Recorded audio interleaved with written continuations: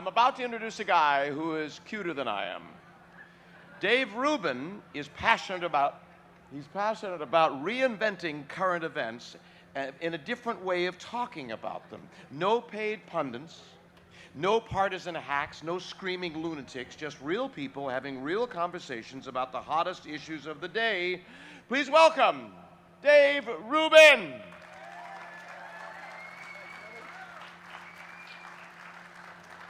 Wow, I just got introed by John Davidson in the National Mall in front of thousands of free thinkers. I'm having a great day. How are you? Before I get to this, I mean, do you guys feel, I feel a little tingling in my head right now. Do you feel that? Like your brain is getting something right now that it needs? Do you feel that? Look around. These are people around you who want to think and who want to debate ideas and who want to expand what they know and knowledge. I mean, we're not doing that well in this country these days, are we?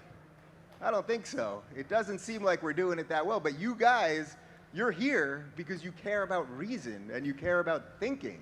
That is incredible. I mean, if you look around, everybody's here. Every nationality's here. There's probably some believers here and plenty of non-believers, and there's gay people and trans people and straight people and everybody.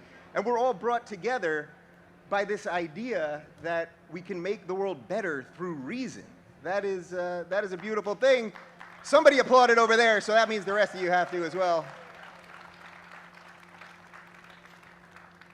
I mean, really, our dialogue, our politicians and our media, we've been so dumbed down. I feel like I'm in The Walking Dead most days, and there's just zombies looking for brains. But I think we found some here, so this is excellent. So you guys probably know the proverb, "May you live in interesting times." Well, America in 2016 is obviously in interesting times. We live in a time when science has taught us so much about our beginnings and where we're headed, but most of our national dialogue is just the tiny minutia of nothingness, and it's debated by people who crave attention more than they care about intelligence. We can't do that anymore. It's enough already. You know, I know it could feel kind of lonely seeing the world as it is and not how you want it to be, not how you magically believe that it should be, but how it actually is. But look around. Everybody. I mean, look at the people next to you. They came here from all over the world for the same reasons that you did, because good ideas will always beat bad ideas. The name of this event is the Reason Rally, and I think reason, the word reason, I think is the most underappreciated word and idea in the English language. Reason is simply defined by the power of the mind to think, understand, and form judgments by a process of logic. That's what we do every day. That's all we do every day.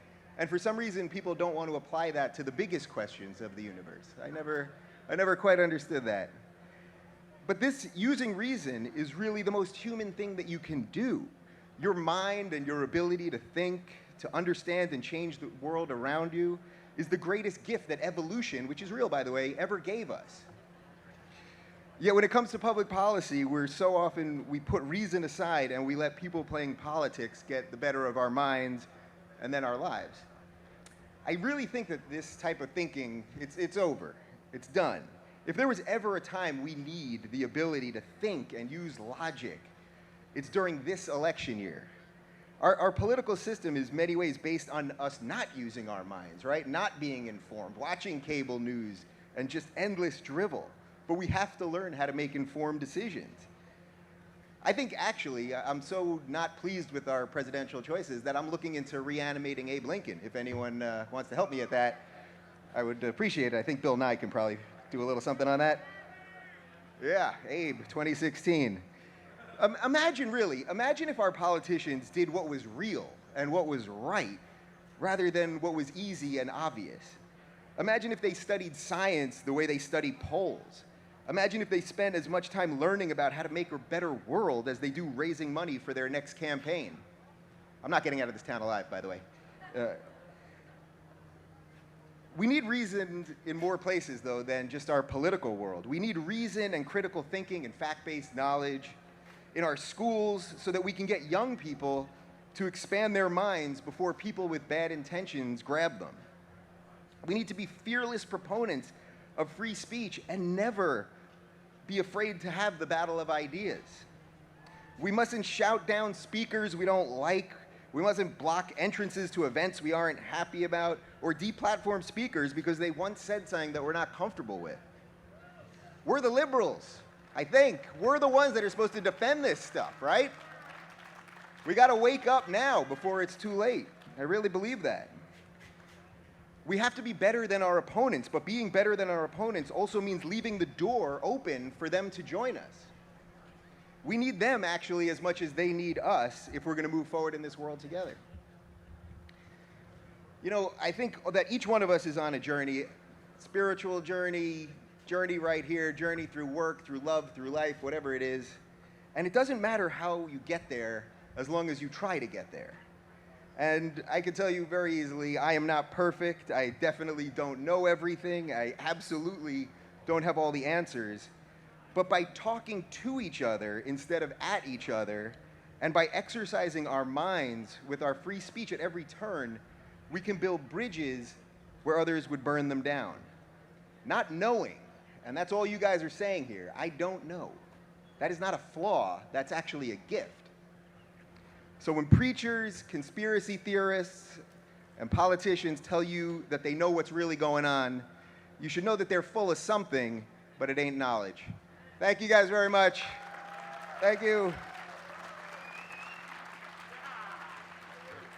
Dave Rubin! The atheist worshipped in the wild of the wood, surrounded by nature and all things.